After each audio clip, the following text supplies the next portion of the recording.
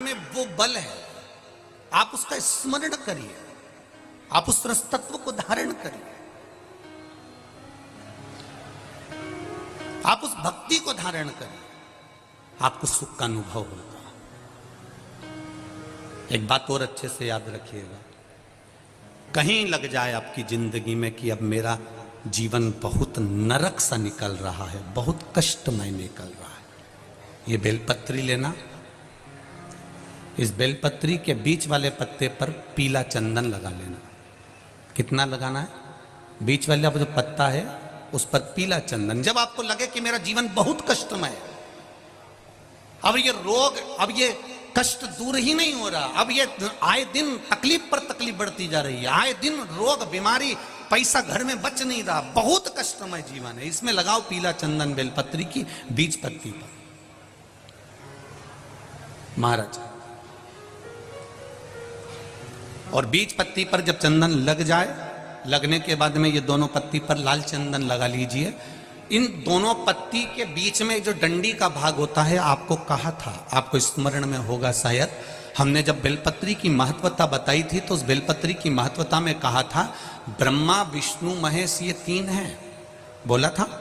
बीच में ये बड़ी पत्ती से लेकर जो दो पत्तियां होती हैं, इनके बीच में जो जगह बचती है, इसमें मां पार्वती के 64 योगनियां, मां पार्वती अपनी पूर्ण सिद्धि के साथ में जितनी भी देवी के स्वरूप हैं, वो माता 64 योगनियां देवी के स्वरूप में यहां पर विराजमान होती हैं। दो पत्ती के नीचे से जो डंडी होती है नीचे तक, ये पूरी डंडी में 33 कोटि देवी देवताओं विराजमान होते हैं इस पूरी डंडी के अंदर।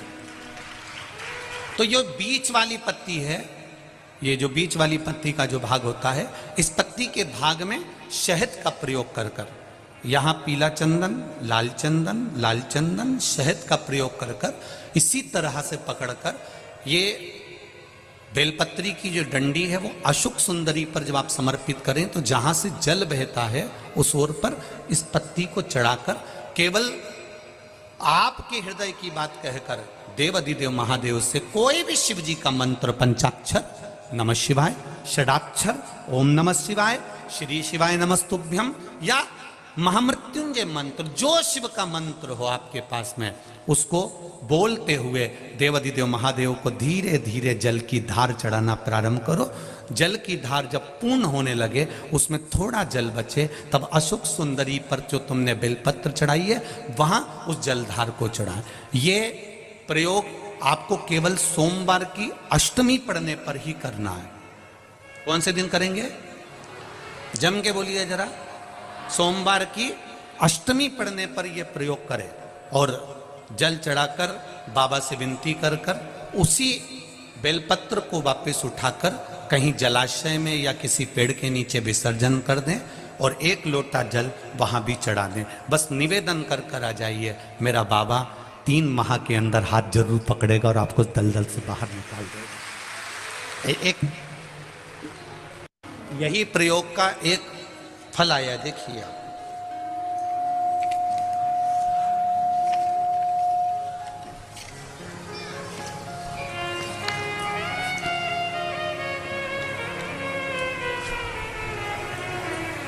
मैं आरती शुक्ला कानपुर से हूं, गुमरी नंबर 5, गुमठी नंबर 5। भोले बाबा की भक्ति का मैं क्या बखान करूं गुरुदेव, कहीं बैठी होंगी तो स्मरण कर रही होंगी। मेरे पास कोई शब्द नहीं है गुरुदेव। 2021 में मेरा लड़का दोस्तों की संगत में आ गया और 302 में अंदर चले गया, जेल गया। 11 महीने वो अंदर रहा जेल। गुरुदेव, मैं क्या बखान करूं, उसके लिए हमने पूर्ण प्रयास करा पर वो उसकी रिहाई नहीं हुई। तभी पता चला कि एक कागज अगर मिल जाए, जो कागज अदालत में मांगा गया है और 15 दिन दिए गए, अगर वो कागज मिल जाता है तो मेरा बच्चा छूट सकता है। अब उस कागज को पाने के लिए हमने पूरी मशक्कत कर दी पर वो कागज नहीं मिला गुरुदेव। हम सब लोग उम्मीद छोड़ दिए, लेकिन तभी आपका बताया गया एक बेलपत्र, पीला चंदन, लाल चंदन, शहद का प्रयोग हमने करना प्रारंभ कर दिया। केवल एक बार उस बेलपत्री की सोमवार अष्टमी का भाव था और समर्पित किया। बाबा की कृपा से 20 मिनट बाबा का जाप किया। गुरुदेव, मेरी बेटी का फोन आ गया कि भाई रिहा हो गया। ये शिव है,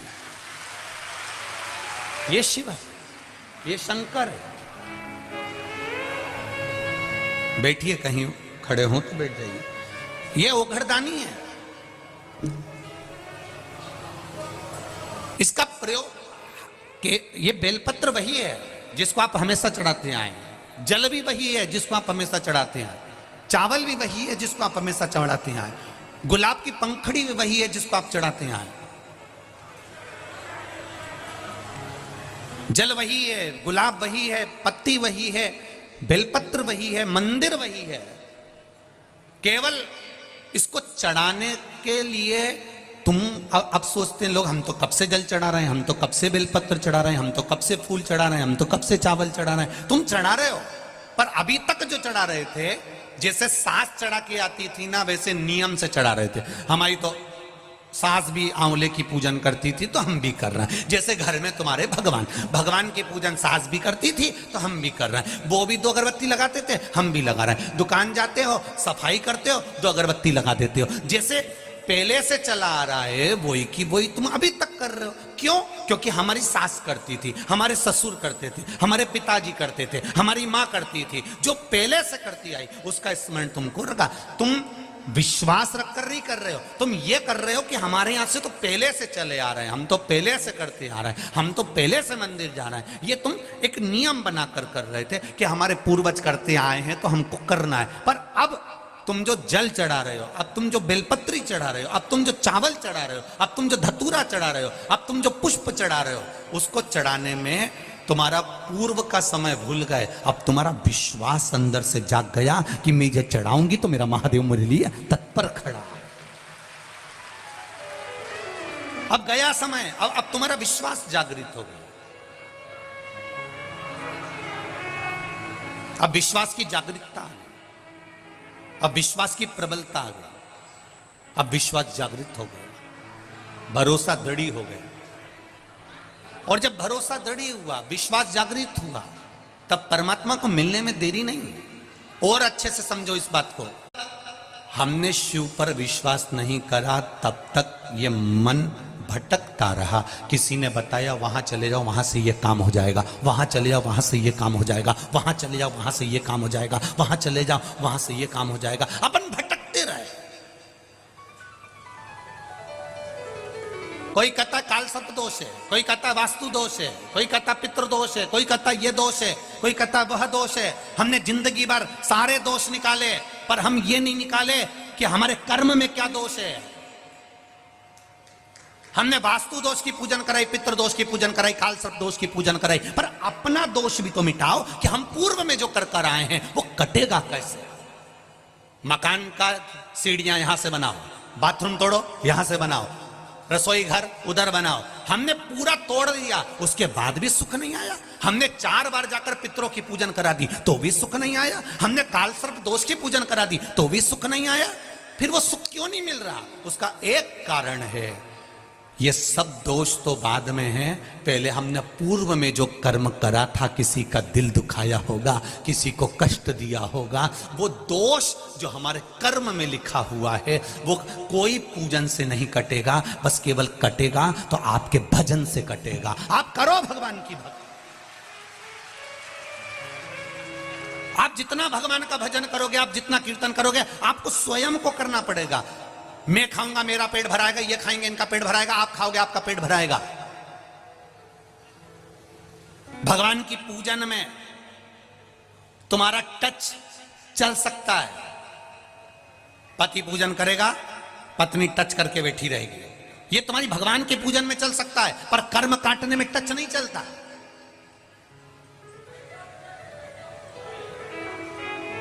कर्म काटने में टच नहीं चलेगा। कर्म काटने में हमें स्वयं को काटना पड़ेगा। जिसको दुख है, जिसको तकलीफ है, वो स्वयं श्री शिवाय नमस्तुभ्यम बोले। वो स्वयं भगवान शंकर को एक लोटा जल चढ़ा। हाँ, अगर शरीर से नहीं उठ पा रहे हो तब घर में बच्चों से कहो मेरे मंदिर चले जा, थोड़ा सा पानी लिया शिव जी को चढ़ाकर, घर से लेकर जाना जल शंकर को चढ़ाना, उसी कलश में थोड़ा सा लेकर आ जाना, थोड़ा सा लेकर आना। हम क्यों कहते हैं कि जिस लोटे को घर से लेकर जाओ, पानी भर कर लेकर जाओ, उसको मंदिर से खाली मत लाओ। शिव जी का चढ़ा हुआ जल भरे 2 बूंद लेकर आओ, पर लेकर आओ। क्यों कहते हैं? उसका कारण होता है, जब तुम मंदिर पे जल चढ़ाकर खाली लोटा लेकर आती हो, कोई अच्छे शुभ कार्य के लिए जा रहा होता है, तो आप खाली लोटा लेकर आएंगे तो अच्छा नहीं लगता, क्योंकि उसमें कहीं दोष उत्पन्न ना हो जाए। कोई अच्छे काम के लिए जा रहा है, आप जल चढ़ाकर लोटा जब लाओ, उसमें 2 बूंद भी अगर जल होगा तो तुम्हारा मुख देखकर अगर कोई कार्य के लिए निकल भी गया तो उसका कार्य सफल हो जाएगा, उसका कार्य सफल हो जाएगा।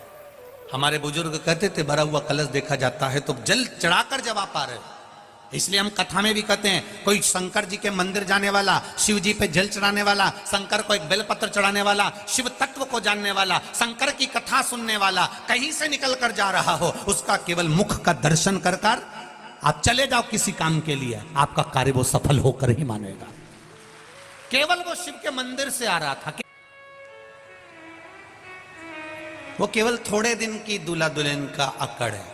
पर शिव महापुराण की कथा कहती है, जो शंकर के मंदिर जाता है, शिव के द्वार जाता है, रोज प्रतिदिन शंकर के मंदिर में जाकर एक लोटा जल चढ़ाता है, या उसकी चौखट का दीदार कर कर दर्शन कर कर चला जाता है, वो उसको अकड़ नहीं रहती। वो शंकर का जो भस्म शिव के शरीर पर रहती है, वो भस्म की चमक उसके चेहरे पर जीवन भर रहती है, जीवन।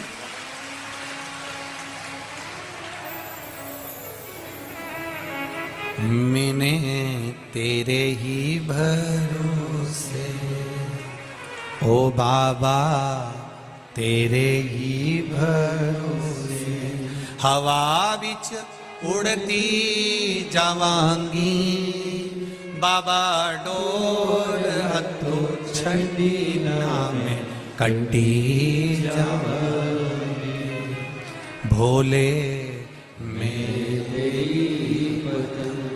शंभो मैं तेरी पतंग, हवा बिच उड़ती जावांगी, बाबा डोर हथों छड़ी ना मैं कट्टी जावांगी। भगवान शिव की कथा कर, आपका विश्वास जागृत हुआ है।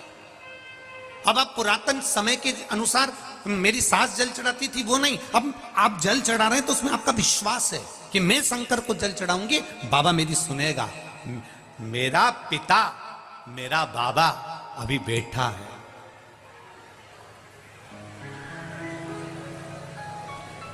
बोल बम का नारा है, जरा इतना धीरे नहीं, जरा दमदारी से। बोल बम का नारा है, बाबा एक सहारा है। वो बाबा हमारा सहारा बना हुआ है।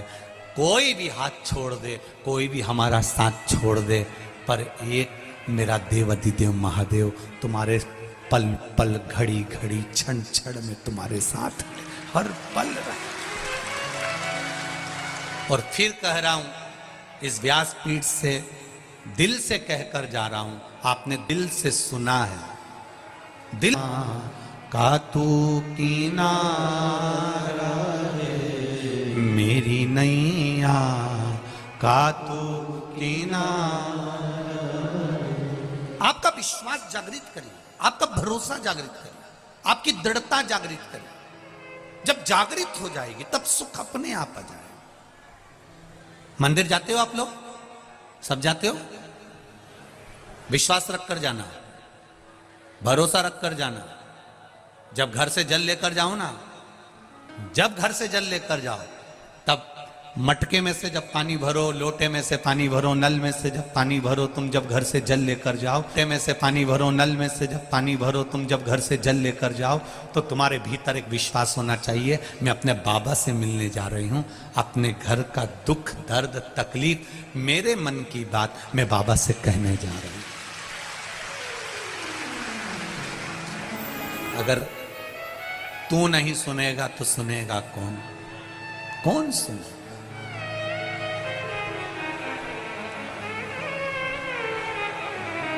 अगर तू नहीं सुनेगा तो सुनेगा कौन? और अगर तू नहीं आएगा तो मुझे बचाने फिर आएगा कौन? तेरे ही तो भरोसे पर जी रही हूं मेरे शिव, तेरा ही नाम लेकर जी रही हूं, तेरा नाम।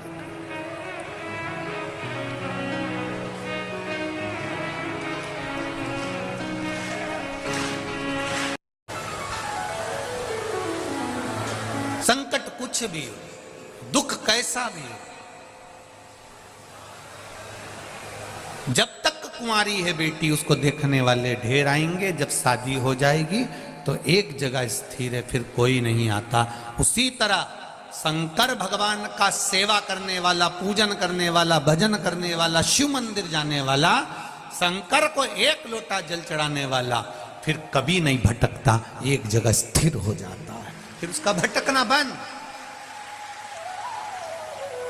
भटकन बंद हो जाती है। उसकी भक्ति का बल बढ़ जाता है। शिव महापुराण की कथा कह रही है, भगवान शंकर का चरित्र कहता है। आज बहुला गाय अपने बेटे मनोरथ को दूध पिला रही है, मनोरथ को दूध दे।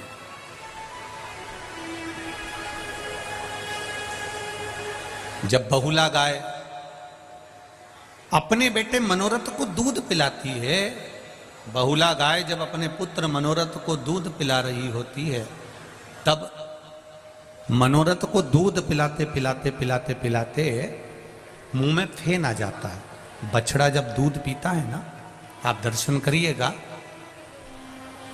जब जिनके यहाँ गाय होगी, बछड़ा जब दूध पीता है तो उसके मुंह में थोड़ा साइड में फेन हो जाता है। जब मनोरथ के मुख में फेन आया, वो फेन उड़ा, उड़कर शिवजी जहां पर तप कर रहे थे, साधना में लीन थे, वहां पर वो फेन चला गया।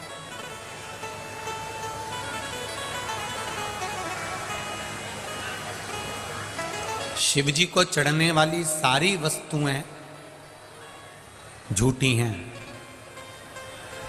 मेरे भोलेनाथ जी कहते हैं, तुमने दूध चढ़ाया वो भी गाय के बछड़े का झूठा है, फूल चढ़ाया वो भौरे का झूठा है, मीठे का भोग लगाया वो चींटी चीटा मक्खी का झूठा है।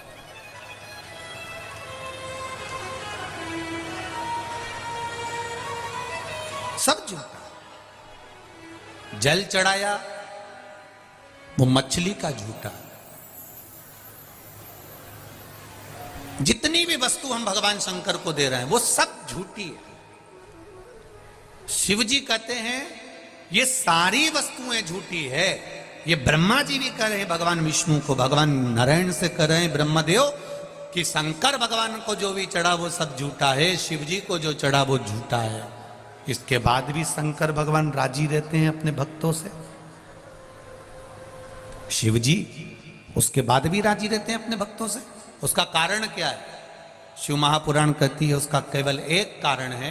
शंकर भगवान ने ब्रह्मा जी से कहा, ब्रह्मदेव तुम कहते हो कि मुझे चढ़ी हुई सारी वस्तु झूठी है, पर एक बात शंकर भगवान ने ब्रह्मा जी से कह दिया, जल झूठा है, दूध झूठा है, फूल झूठा है, मिष्ठान झूठा है, मैं मानता हूं सब झूठा है, पर जो मुझे चढ़ाने आया है उसका दिल सच्चा है।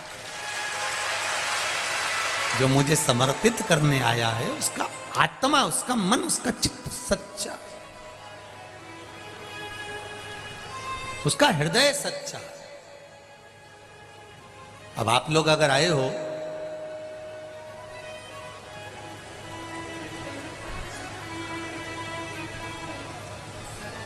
अगर आप लोग यहां पहुंचे हो, दिल रख कर पहुंचे हो, यहां